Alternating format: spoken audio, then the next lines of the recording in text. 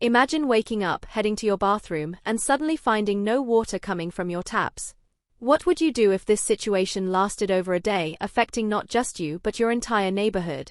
This is exactly what happened to 20 units at an HDB block in Woodlands, Singapore, where families were left without water for more than a full day. Stay tuned as we dive into the challenges these residents faced, how they coped, and what authorities did to respond. And don't forget to share your thoughts in the comments below. What would you do if you faced a similar situation? The incident began at Block 687B Woodlands Avenue 75 on Tuesday, November 12, around 1 p.m. Residents suddenly found their taps dry, and for many, this was a complete shock. Mr. Lin, a 45-year-old resident, initially noticed that the water flow was very weak in the morning and thought it might be regular maintenance work. However, by the afternoon, the water supply was completely cut off.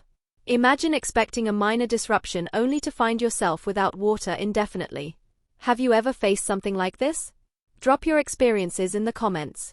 For many residents, this disruption led to an immediate scramble for water.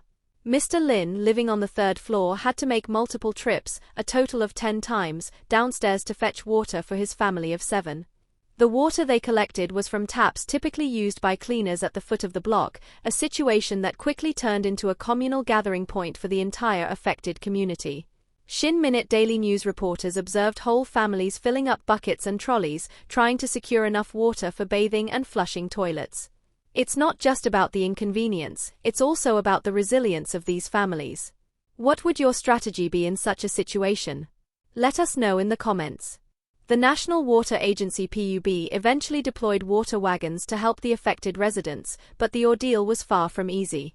For Ms. Yati, a 42-year-old dental clinic nurse, and her family, the small buckets they had at home just weren't enough. They had to go out and purchase larger buckets from a nearby grocery store to ensure they had sufficient water for their needs overnight and throughout Wednesday. It's moments like these that really make us appreciate the basic amenities we often take for granted. Don't you agree? If this story has you reflecting on how much we depend on water, hit that like button. The struggle for water affected everyone differently. Ms. Su Mailan, a 42-year-old accountant, mentioned that the queue for water stretched all the way to the foot of the staircase at one point, with at least 20 people waiting their turn. Despite the challenging circumstances, residents managed to show care and consideration for each other. Ms. Chen, a 39-year-old engineer, noted that those who had already filled 2 buckets would often let others go ahead, and neighbors even lent their trolleys to those in need. It's quite uplifting to see how a community can come together during tough times. Have you ever experienced this kind of unity in your neighborhood? Yet not everyone found the temporary solutions satisfactory. Mr. Chen, a 40-year-old engineer, shared that the water supply just wasn't restored quickly enough for his family. Left with few options, he drove his family of 7 to a nearby swimming pool just to take a shower. The authorities provided each household with 5 liters of drinking water, but for many, this was barely enough for basic needs like bathing. Imagine having to make a trip out just to shower, a situation that seems almost unbelievable in a modern city like Singapore. How do you think the authorities could have improved their response to this crisis? Leave your thoughts in the comments. Shin Minute Daily News reported that the water disruption only affected residents on the 2nd and 3rd floors, sparing those on higher floors.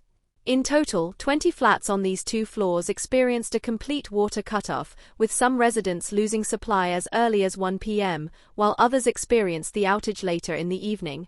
Additionally, a kindergarten located on the 1st floor had its water supply cut, though it managed to continue operations by storing water in advance and preparing bottled drinking water. It's always the unexpected disruptions that test preparedness.